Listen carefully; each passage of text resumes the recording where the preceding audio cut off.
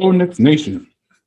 It's your boy Big Rick, and today we'll be talking about some of the major takeaways from the Knicks' double overtime win over the Celtics.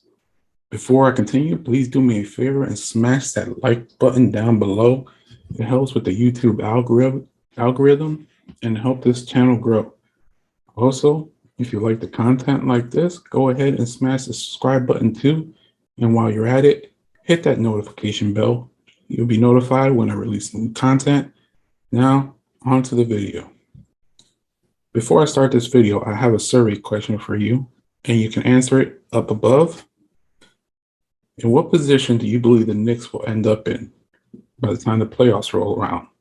Let me know what your predictions are. I have stated in the previous video that they'll end up in fourth and make it into the second round with the upgrades we've made this season. Let's get at it. If you're a Knicks fan, you have to be extremely excited about that victory over the Celtics last night. It was definitely a thriller. A double overtime, start off the season, crazy ending. I was having flashbacks to Reggie Miller killing us. Miller for three, and he got it. Reggie Miller with a clutch tray, and it's 105-102. And a steal. Miller retreats to the three-point line and hits again. Yeah, that still haunts me. The first major takeaway is that Julius Randle is putting the league on notice that last year wasn't a mirage. You could see him taking that next step and becoming the leader of this franchise. 46 points, 46 minutes played, 35 points, 9 assists, 8 rebounds. He nearly had a triple-double.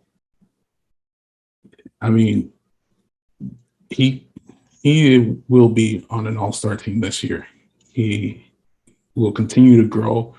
He will continue to make people around him better. And now with the weapons on the perimeter that we have, which I'll get into a little bit later, his teams are not going to be able to just double team him and force the ball out of his hand. And he's going to have to pass it to Peyton or Bullock and pray that they make a shot. We have shooters on the outside now. So that's going to stop.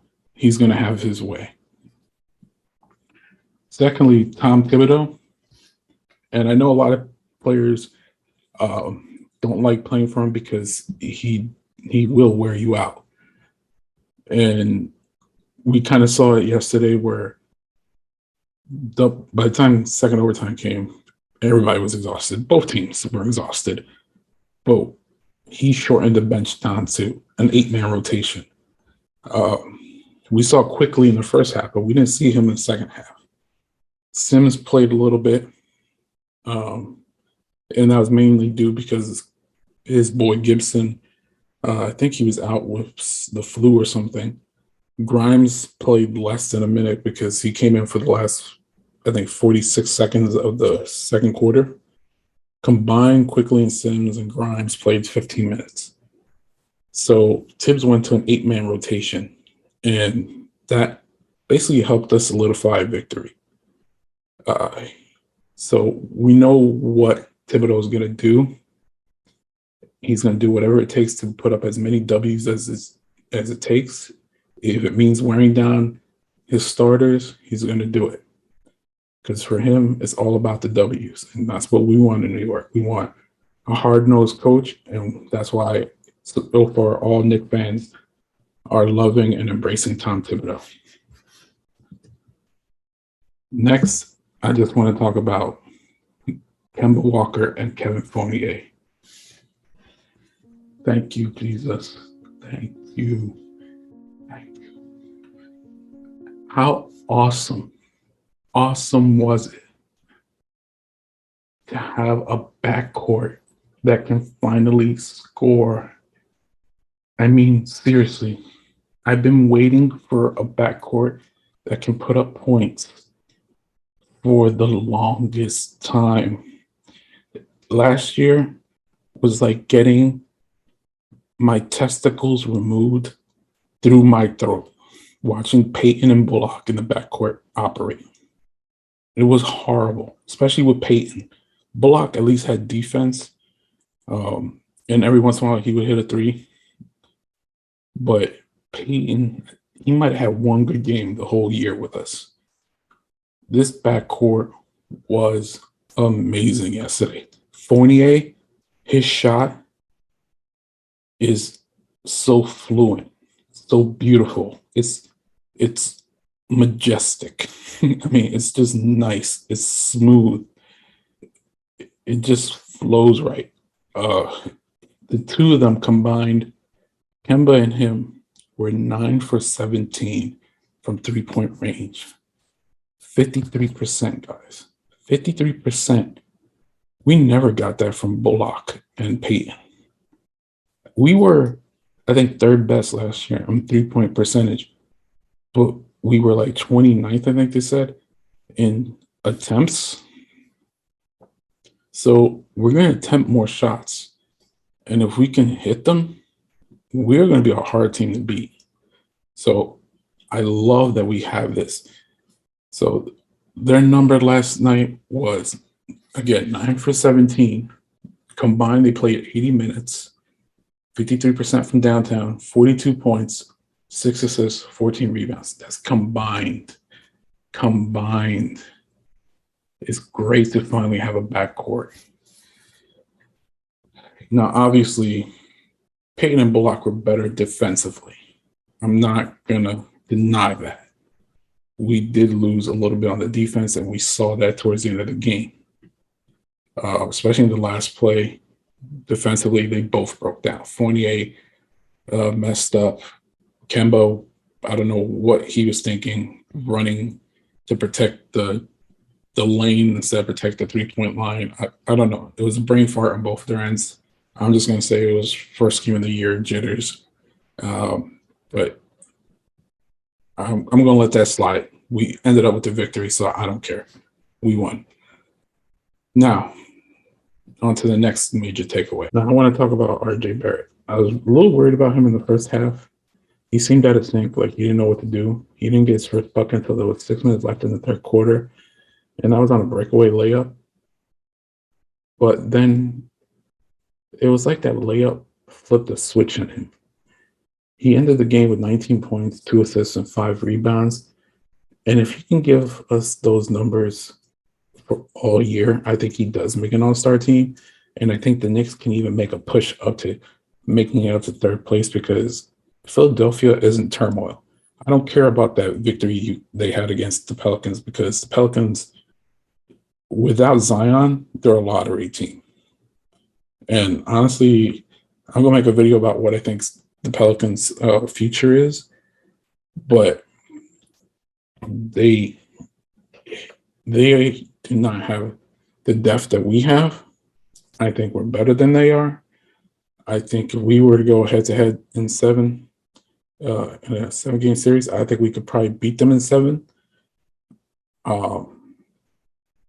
Defensively, I think we're better than them. I think we have better shooters. I think we're a more well-rounded team. And honestly, I think we're a better coach team. There's something about Doc Rivers that for some reason, yeah, he improves his teams wherever he goes, but they always fall short and they seem to like betray him at some point. So I'm willing to stick with Tom Thibodeau. So as long as RJ Barrett continues to attack and not be that fourth option, he has to be the second option. He can't be the fourth. He has to be the second option. And I don't want him to do that.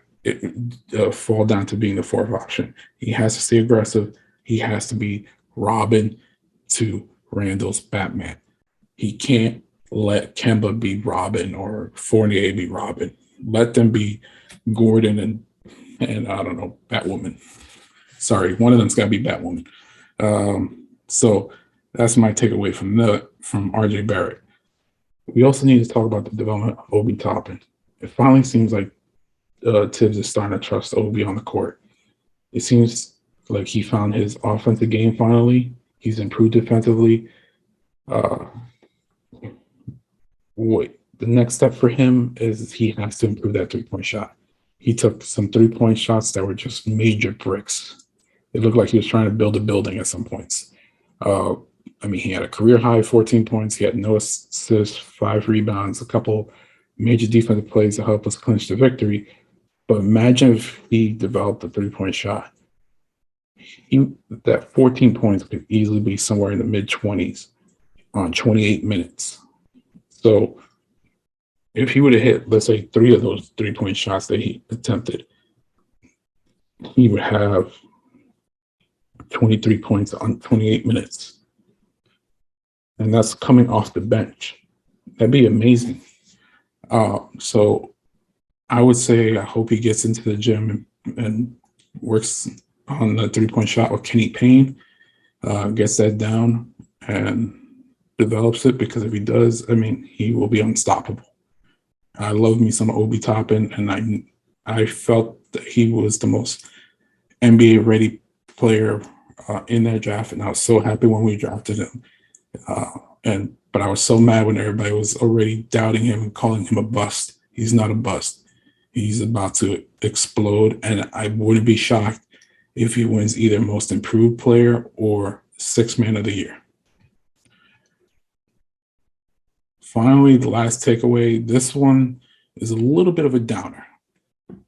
So here goes my take on this. We all know Tibbs is not keen on playing rookies. So McBride didn't play. He looks really good. He looked really good in preseason. We know that Grimes played like 40-something seconds. I think, if I remember, Sims played about 7 or 8 minutes. So he doesn't really play our rookies that much. And really, the only reason Sims played was because of Taj Gibson being out. Now, the reason I bring this up is because Grimes even got in for 40 seconds before halftime. Sims played some. McBride didn't play any. Kevin Knox never saw the court. That tells me his time in New York is up. It's over. It's done. We've given up on him. It's time for him to go. Unfortunately for him. And I feel bad for him, because honestly, if he would have been drafted under this management, I can only imagine his career trajectory, because he has developed his shot from the outside. He's a good defensive player. And if you ask me, I think he would develop a better offensive game. And I think he would be a good partner with RJ Barrett and Randall.